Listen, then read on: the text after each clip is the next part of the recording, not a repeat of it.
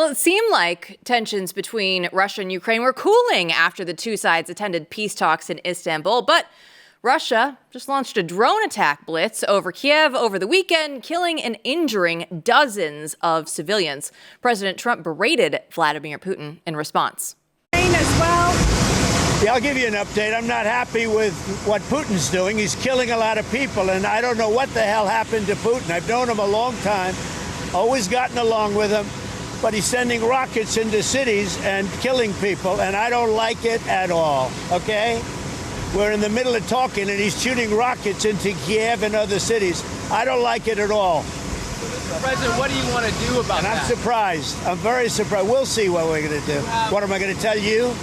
You're the fake news, aren't you? You're totally fake. All right, any other questions? I don't like what Putin is doing, not even a little bit. He's killing people. And something happened to this guy, and I don't like it. That's all I have to say. Here with more is Jason Buttrill. He's our resident Marine. He's a former DoD intelligence analyst and the head writer and researcher for the Glenn Beck program. So, Jason, walk us through this, right? Because everything that we know is now, it feels like everything's in flux, right? We see that there was the open line of communication with Putin before the attack. And where do things stand for the administration right now? I think Trump knows exactly what's going on right now. I think he's doing exactly what he should be doing on the global stage, playing this part. And it's a giant negotiation. I think that I will start off with this. I think that what he has started is already on the path of success, major success. Two things that are happening revolved around the central overarching theme of what the Trump administration wants to get done, which is to have us not being the first responders in places, like Eurasia or the Middle East or wherever, and have the regional powers be the first responders. Already, based off of the way the Trump administration has been handling things, it's been a success. For one, did you hear that Germany just deployed 5,000 permanent soldiers to Lithuania? This is Germany. Like, they don't do that, because there's a little bit of a historical precedent for them deploying troops. They don't do that. Europe does not like them doing that because of those historical precedents. But Germany did that not because Trump asked them to, not because NATO asked them to or approved of it, or not because this fanciful thing called Europe, which doesn't even really exist. There's a bunch of, there's a continent, but there's a bunch of, it's comprised of 40 plus nations within that area. They did not ask them to do that. Germany did it. Why? Because now they're having to rethink the entire chessboard. The regional powers have to be the ones that control the destiny. So that's one of the things that's happening, and it's proceeding along Trump's pathway to success here. Number two, we're in negotiations for peace, which 2 years ago, 1 year ago, that's unheard of. It's historic what's happening right now. They just, Russia and Ukraine just exchanged 1,000 prisoners. That's unheard of. There's still a timeline with, I think, a 7-point plan for peace that the Trump administration has handed them. They're still proceeding along that timeline. One of the problems with that is there was no time restrictions in that timeline. So they can drag this out, but they're going to. Now, this is the hard part about this, and you're going to see this a lot. You're going to see news stories come out saying, well, Germany is just, green lighting long distance missiles to shoot inside of Ukraine. Yes, we know. We also know that what you don't hear about, because this is not in the media as much, but hundreds of drones are flying deep inside Russia and striking inside Russia. It's happening every single day. The same thing is coming back over from Russia into Ukraine. It's happening every single day. The hard part right now, and you're seeing in that one clip you just played, Trump is playing that part where there's going to be setbacks. There's going to be points where possibly even Trump, Putin, and Zelensky all sit down at a table together. That could happen. I would not be surprised at all. And at one point, they're all going to stand up, pissed off at each other, flip each other off, and all walk away. It's going to be show. Because at this point, Russia knows they cannot win this war. They can't. Russia is pretty much this was their big coming out. I guess maybe their first big coming out militarily was Syria. That failed. Now that that regime is toppled. Then their second big one was to take Ukraine in 3 days. That failed. They're now in a stalemate. Somehow Russia has to look like the big tough guys. They have to make it look like Vladimir Putin won here. But the same thing has to be done for Zelensky. He has to be made the big winner and that he won here. And we want to get something out of this as well because we've invested about $7.8 gajillion into it with nothing in return. Everyone has to at least walk away from the table when this is all said and done and say that we won. Now, that's the issue. That's the hard part. And you're going to see, like I said, multiple setbacks, but it is going to happen eventually. But we're on that path, which is amazing. So let's explore that a little bit because there certainly is a line of thought that, well, out there among, some unserious people and some serious people, that there is really no easy path to peace here, or that this is almost impossible to solve because Putin won't stop. Macron came out over the weekend saying, well, I'm glad that Trump has learned that Putin lied to him. Did he say that before or after he got his face slapped by his wife? Right. Which may invalidate anything he says. But let's give him that piece. I love when the hand came back, by the way, on that slap, and then it's there, and it's like, oh wow, this is ongoing.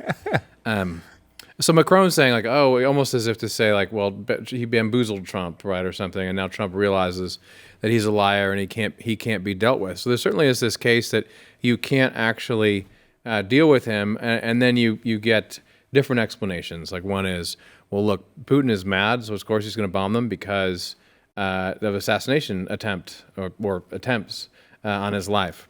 You get, they're close to getting all the area where the rare earth is, and if they can continue to do that a little bit, then they'll stop. So there's certainly a lot of narrative out there that says this is extremely difficult and maybe not possible.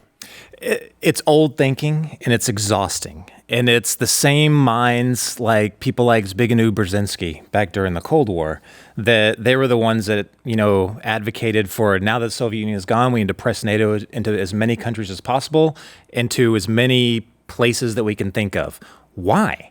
The whole purpose of NATO does not even exist anymore. Yeah. It doesn't. And I'm sorry, like when they keep saying, but Russia won't stop. They're going to push into Poland. Are you kidding me? They can't even take Ukraine. They can't even take Ukraine. Ukraine in the beginning was fighting back basically with farmers on tractors, and they could not take Ukraine.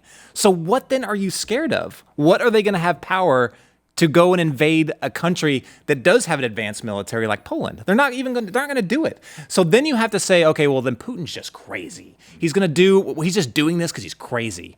No, he is not. Can we all just sit back and say, okay, obviously we don't like the guy. We don't think he's a good guy. I don't. We can agree on that. We don't. But he is leading a nation that has interests. And their interests, when they tell you what their interests are, we should listen. Mm-hmm. We should not come to the table and say, okay, well, he's just nuts and we don't think that he has a reason for doing what he's doing. Of course he has a reason for what he's doing. Yesterday, I think they reiterated again that one of their primary reasons for doing this, or even stopping the war, was because they don't want another expansion of NATO. Mm. Well, can you flip the map around, right? Let's say there's a RATO, the Russian treaty organization, I don't know, whatever you want to call it, and they suddenly are in Canada, Mexico, they're in Cuba, exactly. They're in Puerto Rico, they're in the Dominican, they're all these places. How would we respond? They're like, you should just be okay with that. It's all good. It should be fine. It's all good. Yeah. We don't think you're trying to invade us. Guys, come on. You do not have to be called, you don't have to call somebody a Russian apologist or a Putin lover, whatever nonsense that is, to acknowledge that. Foreign leaders and countries have interests, and they respond and act in accordance with those interests. When we fail to even listen to them, bad things happened, like the invasion of a country like Ukraine, where hundreds of thousands of people are dying. It's a tragedy. And it's old thing. So to answer your question, Matt, sorry. Yeah. It's a tragedy that they're still pushing that same crap when we could be going towards a peaceful negotiation and resolution on this. All right. There's this old saying. It's called once KGB, always KGB. Now, I want to know if that's true with Al-Qaeda, because Donald Trump just went over and had that big Middle East trip, and he met with the new current president in Syria, who was once, quote unquote, once Al-Qaeda. Are we believing this, or do we think maybe we should look into this a little bit more? Jill, you just took this conversation into way complicated waters when you said Middle East here. I mean, this is a different animal, but the same strategy. I will say. Now, let's back up. This is not a new, like, they are normalizing relations. We are normalizing relations with Syria. The Israelis, even though they don't want to admit it, and the Syrians don't want to admit it, are also talking to each other. Yes, I would agree with you on once Al-Qaeda, probably always Al-Qaeda. I don't think you can take the Islamist out of the dude. You know, that's always going to be there. But this strategy has been done before under Reagan in the early 80s. Back in the 80s, the Syria of the time was Iraq, and Iraq was fighting Iran. Iraq was a designated terror-sponsored nation back then. Reagan pulled that once it looked like they were going to lose the war with Iran. So we started funding Iraq, took off that pesky little terror designator, and said, screw it, like we're going to forget that for a little while. So we gave a young up-and-coming leader named Saddam Hussein, gave them a bunch of weapons so they could fight the Iranians. Smart. Right? Let's do that. But then the Iraqis in this up-and-coming Saddam Hussein started winning this little war. So we were like, crap, where are the Contras these days? Do they have any weapons? And so we started, let's fund both sides. So we did fund both sides because remember the overarching principle, let's have the regional powers in the area check one another so they don't become too powerful and get all nutso, and we don't have to be the first responders in the area. I think this is the exact same strategy that's happening in Syria right now. Obviously, this Islamist, al-Jawlani, I don't know what he's calling himself now. I'm going to call him as nom de guerre. Yeah, screw it. He's al-Jawlani of Al-Qaeda. He's still a bad guy. No matter what suit he puts on, he's still a bad guy. And the Israelis know this. We know this. This is something we're tolerating so that the regional power does not become an Iranian proxy again, and we have to get fully involved. This is what I think is happening in the Middle East. Will it have an opportunity or a chance to bite them in the rear? Yeah, it could, because Saddam Hussein later became very, very bad, and it bit us. So yeah, I don't know if you're convincing Jill on this one. But I will say there is something to the fact that America really hasn't fully engaged its foreign policy in the Middle East until we are paying for bombs coming from both sides. Right? Yeah, I mean it's like the meme. The old meme. You need to see the bombs coming from both sides, and then you know.